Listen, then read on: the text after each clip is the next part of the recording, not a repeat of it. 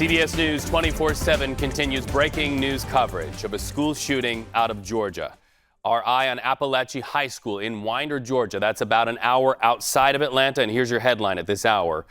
The Georgia Bureau of Investigation and the local sheriff there confirm a shooting at that school and casualties. They also confirm one suspect is in custody. Now let's take you back in time as we look at some of the video that our partners have been able to get from that scene. The school went on lockdown quickly after the first calls came out of that high school around 10:23 a.m. Georgia time. Police and emergency personnel raced to the scene as that school quickly went on that lockdown. Then dozens of police units, ambulances surrounded the school. We've even seen video of helicopters landing there. Students also taken to a football stadium where it appears there's a track facility to sort of corral all of those students in one area. Reporters on the scene tell us that multiple ambulances have taken victims to trauma units nearby. Now, that same reporter saying more than one medical helicopter also taking victims to a trauma center.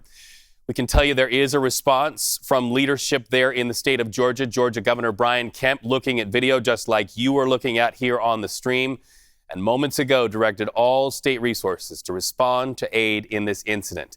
We also know interagency cooperation continues with the FBI. The feds are on this one. They are coordinating in that response at the high school. Again, this is at Appalachia High School in Winder, Georgia, about 50 miles away from Atlanta. And that's where we find CBS News reporter Jared Eggleston. He's been live on this scene for about an hour. So our eyes have been on ambulances. We've been hearing the reports of helicopters. Just how many ambulances have you seen coming and going from that scene? Reed, over the last hour or so, ambulances, I would say dozens, 2 or 3 dozen ambulances have been coming and going from this scene here. That has sort of died down within the last 15 minutes or so. But you mentioned those medical helicopters. That one that I saw circling when I first got here landed, but it's still here. And then the other one that was circling also left. But there is still a significant police presence here, and also a significant parent preference. One of the parents telling me that she went over to the football field to try to get her student and that she was having trouble. The school is still trying to count these students. So as you know, in these very fluid breaking news situations, it's a lot of chaos and a lot of people just searching for answers. Those people who are really searching for answers right now are the parents who are just trying to reunite with their loved ones, their students. And Jared, we're seeing on the screen those ambulances right there. And just a second ago, we saw one person being loaded onto that ambulance. We want to be clear to our viewers who are watching all over the world right now on CBS News 24/7. We do not know what casualties mean in this case. We do not know if any of the victims of this shooting are teachers or students. That all is information that is yet to come. But right there, you see community members there, one person taking off his shirt to put on one of the persons who's sitting there with a blanket over them. Also, we're seeing right now, Jared, on the screen, emergency personnel going into that school. Others gathered right there by a stretcher underneath the Georgia and the American flag flying. We know in these cases that every time we hear of a bullet flying in a school, this is somebody that's involved. That's no doubt got to be the heartbeat of all of these parents who are coming to the scene. Where are the parents right now? What are they being told about getting their students out of that school? Well, initially when I got here, I was along this sidewalk right in front of the school where a lot of the media has gathered, and it was just swarmed with parents. A lot of them even left their cars as they just rushed towards the school. A lot of the parents have moved over towards the football stadium over here so that they could be reunited. But as I said, a lot of the parents are still kind of rushing to the scene. I would say for about a mile or 2 radius around the school, parents are just ditching their cars on side streets, on areas where you wouldn't normally park a car. That's an active roadway, and rushing over to that football stadium to try to get answers. I do know that the students have been evacuated out there, and the school district says that they are actively working to reunite the students and the families. We also want to let our viewers know that it is our understanding that a suspect is in custody. That may inform our view and our understanding of why it looks like there's some movement there. Jared, we'll check back in with you a little bit later here on the stream. Thank you for that report. We know you have a lot of work to do today. So we also have a CBS affiliate coverage that we want to get you to right now. Often, these stories are best told right there on the ground level with our network of CBS partners. Let's listen into their coverage. You're watching CBS News 24/7, dipping into our CBS partner there in Winder, Georgia. Once again, the headline, a school shooting at Appalachia High School. And we want to get you these late-breaking details from 2 law enforcement sources. We can now confirm 2 dead, 4 wounded, suspect now in custody. So a lot to unpack here. I'm just hearing right now that law enforcement is going to give us that promised news conference that you just heard our partner in the field talk about. Let's go ahead and listen in right now. 2 minutes. That'd be wonderful. All right. So here's what happens in situations like these. Once in a while, they come to the microphone, but then they stop to gather a little bit more information. So we understand any moment now that law enforcement official will step to the microphone and really in these situations give us very clear information. We have been able to confirm through those 2 law enforcement sources, once again, 2 dead, 4 wounded. But in situations like these, one of the challenges for law enforcement, in addition to making sure that they get the suspect, in addition to making sure that the wounded get to where they need to get, in addition to keeping the scene tight so that people are safe and that investigation can be bulletproof, so to speak. A terrible term to use there, but so that they can really investigate and do a good job in their investigation. The other thing that they need to do is clear through any misinformation that might spread on social media. We live in times right now that what you see on X may not immediately be true.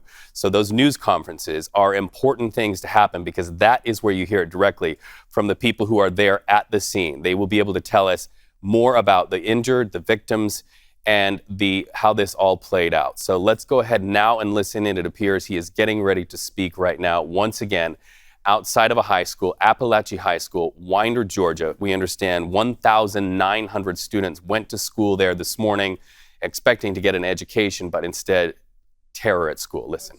All right, so as these things go, we are hearing just a little bit more information. That sheriff saying he's not going to release any more information, but CBS News through 2 law enforcement sources has been able to confirm 2 dead, 4 injured. Let's listen into the next person stepping to the mic. Following us on Twitter, X, make sure you're following us. We'll be providing updates then. I know there are a lot of details, investigative details. You want more information.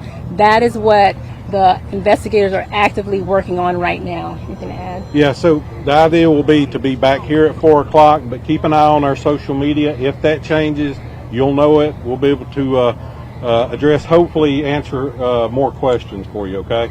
Or be in a position to give you more answers. We'll just have to see how things go. We just realized this was happening. Tell us how many people, what you know about that. We're not in any kind of position. The sheriff's made his comments. We'll leave it at that. By 4 o'clock, we hope to have a better picture, a bigger, so you can better comprehend what's going on. Okay, we really appreciate it. Thank you. All right, so you are seeing a measured response by officials there outside of Appalachia High School right now. And that's how often these things go. They go out and they want to let the public know just what they are able to say, but they have to be very careful about what they say and when they say it. They said they do not want to get this wrong. However, this stuck out to me, and I'm sure it stuck out to you watching right now on the stream. That sheriff calling what happened there at Appalachia High School an evil thing. He said what happened and why it happened will take many days to figure out. So once again, a shooting at Appalachia High School, Winder, Georgia. This is a small community, but a large high school. 1,900 students inside that high school went to school this morning, all of them expecting a good day at school. That good day ended around 10:23 a.m. when the first calls for help, Georgia time, came in, and then all of that huge police response that happened. So right now, when you think about it, there are students and teachers who are getting word right now that someone who shared those halls, more than one someone who shared those halls, have lost their lives or are in the hospital fighting for their lives in a trauma center, we understand. Some taken by ambulance, others rushed to the hospital by helicopter right off of that football field that you saw there outside of Appalachia High School. And so now it begins the effort of finding out their conditions, but also finding out what the motive is. And when you look at a large crime scene like this, and that is what this high school is at this hour, it is an active crime scene. That means that law enforcement have to draw a circle around it and they have to protect the evidence that's on the inside of that. We do know one person is in custody. That person will be key and crucial in finding information about the motive here. But also, as I learned covering the Las Vegas mass shooting at the Harvest Festival in Las Vegas, all of the witnesses who saw this, people who were in that area, they also, in addition to being traumatized, in addition to being horrified, they also become police witnesses. And that is another component of this investigation as this plays out. These things become very large puzzle pieces in an overall picture that you heard the sheriff say is going to come together. And so now those students who were in that area will now be brought into rooms and they will be asked, what did you see and when did you see it, as they try to get that picture.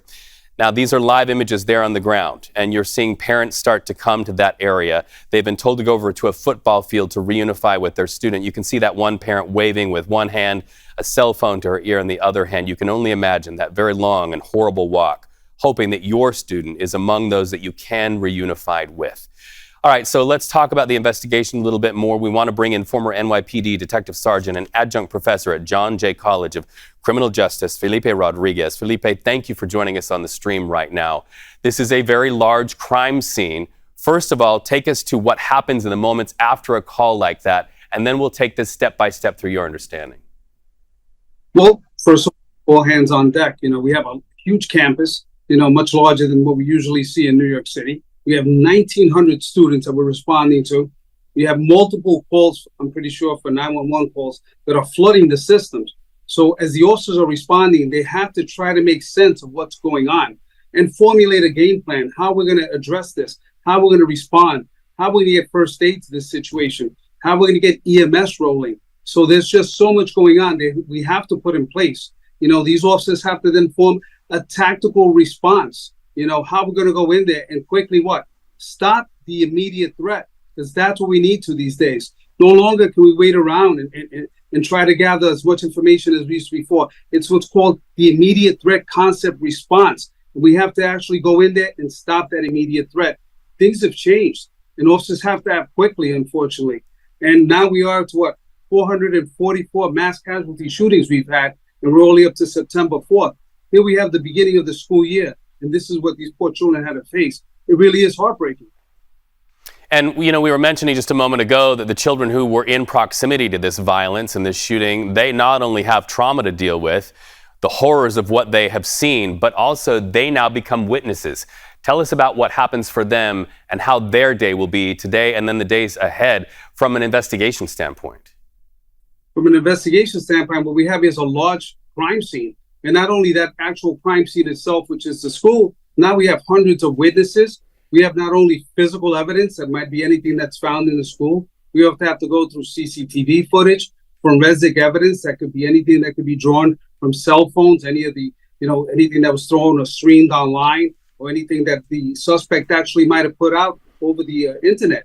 So these investigations become very, very complex. And little by little now, are there additional, search warrants that have to be done as a result? Is the suspect, are we going to have to go back and backtrack and execute search warrants as in location? So this is something that's going to go on for days. This is not an investigation that could just be done haphazardly or in a day or two. And we talk about trauma. Remember, schemas, these are, these scars that these children are going to have to, have for the rest of their life. And this burden is going to go on. Parents are going to have to make sure that, we provide the support and counseling and the love that these children are going to need for quite a while. Yeah, and I'm always reminded, and I was reminded in other mass shootings that I have covered, look for the helpers. And when we look at the horrors that come from a mass shooting, when we look at the horrors when bullets fly anywhere in our country, we can always look to people like you and to the people on the ground who are there helping the families. I know as we have our conversations with our kids tonight around the dinner table, that is an important quote to use, because we can look at the violence that happened, but we can also look at the response, the helpers that race to the scene.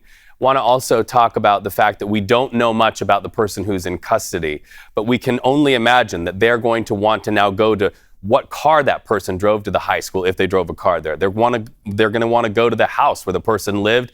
Take us through that. Motives are important because you know what? We're just having so many of these mass casualty shootings. We have to eventually find the root crisis. In our nation, we are suffering from mental health issues, and we're not addressing them either because we just don't have the funding or we just don't have enough personnel or medical personnel. But we're at that point that it's becoming a crisis. I don't know how it's going to get fixed, but it's got to get fixed. We just can't keep doing this anymore. At this point, the survivors of these incidents are just going to have to keep carrying this burden. And it's just something that over their lifetime, we have to be there for them. It's a horrible situation at the end of the day. Governor of the state of Georgia has vowed that all state resources be directed to this high school, Appalachia High School, in the community of Winder, Georgia. That means that help can come not only from local law enforcement, but also state law enforcement. We also understand the FBI is a part of this. Let's talk a little bit about the interagency response there. When local, state, and federal agencies work together, that shows you it is an all-hands-on-deck situation. It is all hands. You got to remember, a lot of smaller departments don't have the resources or sometimes, God forbid, the experience. And even in a situation like this, it's something critical that a lot of officers haven't experienced. And now remember, think about it. These officers also have suffered a traumatic, experience that they're going to have to carry for the rest of their careers. And this might even affect the officers that responded. Also think about the EMS personnel that are seeing things like this, the fire departments.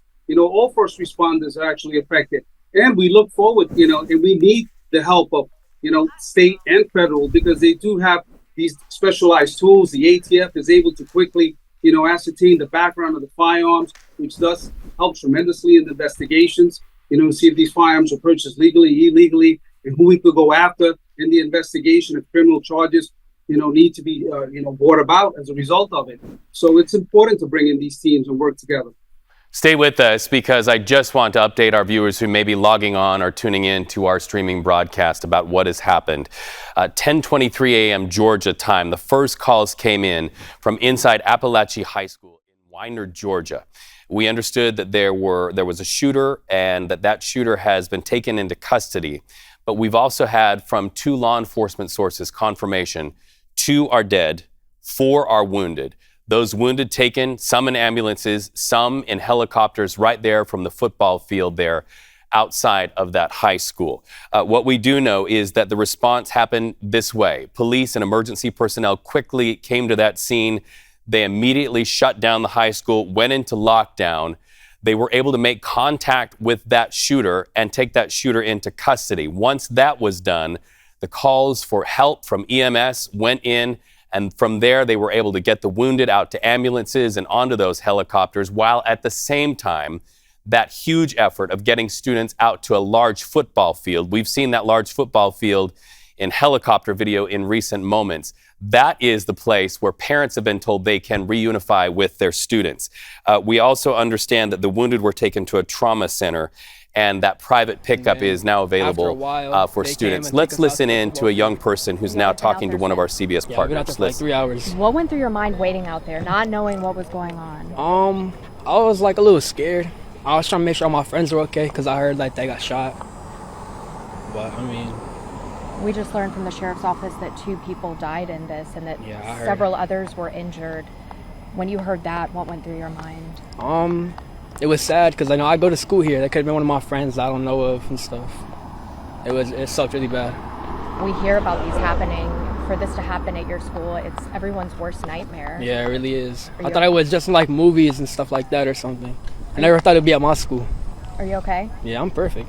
Yeah. Glad to be going home. A little bit. I wish I could have got my stuff, but it is what it is. Thank you. Glad you're okay, and I hope all of your friends are okay too. Me too. Yeah. Thank you. Y'all be safe. All right, so our local partners there just gathering the accounts of students on the inside of that high school. That student now walking on foot to go home. Glad to be alive. And when we just stop for a second, we realize, it's easy for us in the news business to give you numbers and police procedure, but it's also very important that we just stop and remember that there are real people involved in this story, families who are on the run to get to the high school, students like that who are walking home shaking. Everybody involved in this story is somebody's somebody. And so our local partners there with CBS know that they are on the ground there. They are talking and getting those real life accounts. Let's go back to some of their coverage in real time. All right, you are watching CBS News 24/7, continuing coverage, acquisitioning the force of our CBS partners there in Georgia to tell the story. Parents walking for a mile or more to get to their students, not knowing where their students are, the condition of their students. You also heard one student's account there. saying he was glad to get the opportunity to go home. 2 students will never get that opportunity again, according to 2 law enforcement officials. 4 others are fighting for their lives in a trauma center there in Georgia, just about an hour outside of Atlanta. So let's bring in former FBI Executive Assistant Director Josh School. Josh, horrible day in America. We're now seeing it once again. That high school now a crime scene. It is a horrible day, and it's unfortunate that with every start of the school year that we are going to endure this as a society and see this happen repeatedly. It's horrible, and I feel for the families.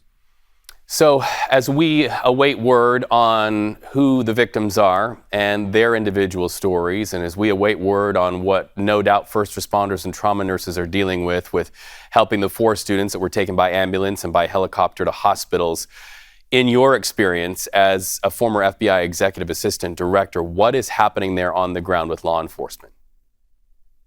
So law enforcement needs to ensure that the scene is safe, first and foremost. Before anything else, they need to make sure that there's no additional shooters, even though there's no reporting of an additional shooter, they still need to make sure that's happening. They want to make sure that they've recovered all of the victims. So initial reports are always wrong, and so they need to clear that school for additional threat and to make sure there's no additional victims. And while the families are walking a long distance to be reunited with their children, which is unfortunate, it is essential that law enforcement have a logical, orderly reunification policy, and that they maintain that the roads are open to get emergency personnel in and out of the scene.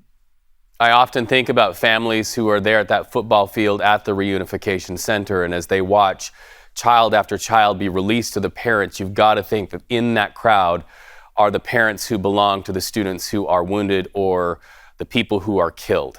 At what point did those parents learn about the fate of their students, or will this just be a long, horrible, agonizing day waiting? Well, as soon as they got a report that there was an active shooter at this high school, the day became agonizing for all of those parents, and it became worse for a small subset, which is really heart-wrenching. So they're going to wait way too long, and unfortunately, that is the process. With today's social media and cell phone access, undoubtedly they have identified those children and made attempts to ensure that they could meet them at the hospital, or unfortunately the ones that look like they were life flighted out of there can meet them at the appropriate facility. I think the reporting is going to start to come out right now, and parents have been reunited, or at least been able to make contact with those that have cell phones or using their friend's cell phone. It's just humbling and gives all of us pause to think that only weeks ago these kids were picking out school shoes with their parents. And now they're dealing with some tragically very adult things to think about. We appreciate you joining us on the stream.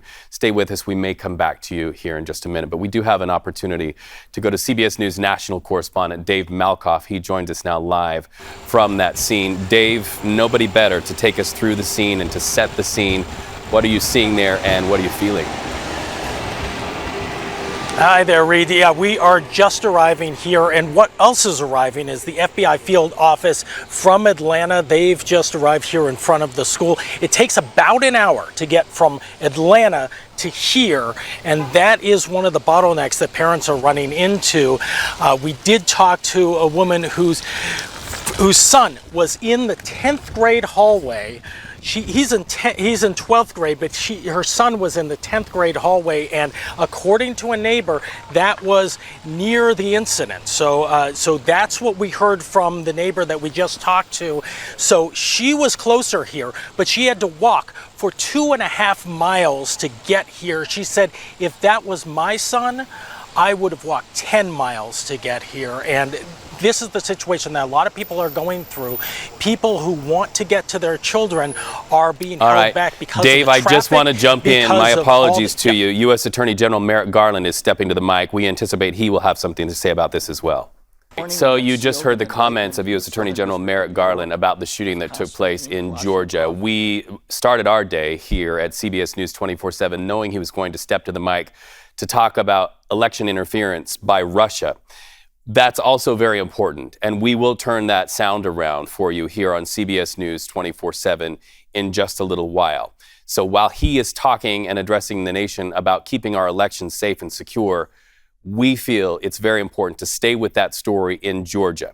Now, once again, law enforcement sources, 2 independent law enforcement sources confirmed 2 dead. We don't know if they're students or teachers or staff there at Appalachia High School, and 4 others fighting for their lives after a school shooting. The first calls came in around 9:30 a.m. Georgia time. And we have an opportunity now to go back to Dave Malkoff, CBS News' Dave Malkoff, on the scene. Dave, before the Attorney General, before I interrupted you for the Attorney General's comments about this shooting, you were taking us through that bottleneck for parents to get there. You were mentioning that one parent said, hey, I had to walk miles, but I'd walk 10 miles to get to my student. Yeah, speaking of that, it's hard for ambulances and first responders to get through here. We just seconds ago, while Merrick Garland was talking, we actually saw another medevac helicopter land here in the front of the school just behind me, possibly pick up somebody.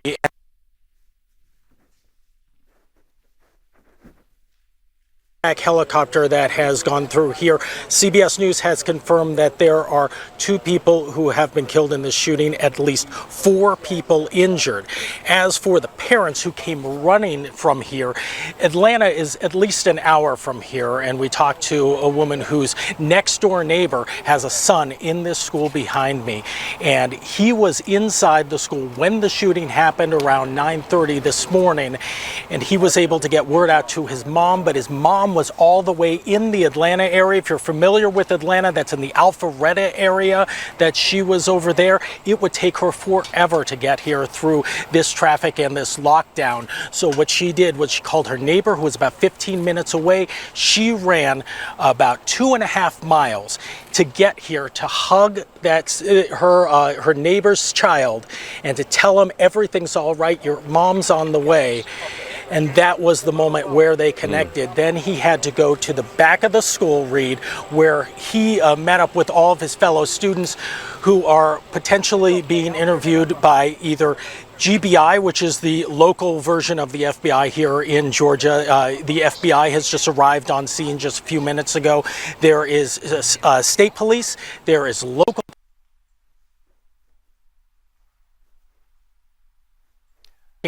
to solve this crime that is all too familiar here in the United States, Reed. All too familiar, and what is also becoming all too familiar is the dual experience of kids who otherwise would be learning to read and write and do arithmetic and get ready for college, and that is the fact that they are trauma victims and also crime witnesses here in these United States. Dave Malkoff with a picture of what happened there inside the high school. We're going to go now to the coverage of our local affiliate, WANF, out of Atlanta right now, as they look at all of the students who are gathered there outside the perimeter of that high school in that reunification area.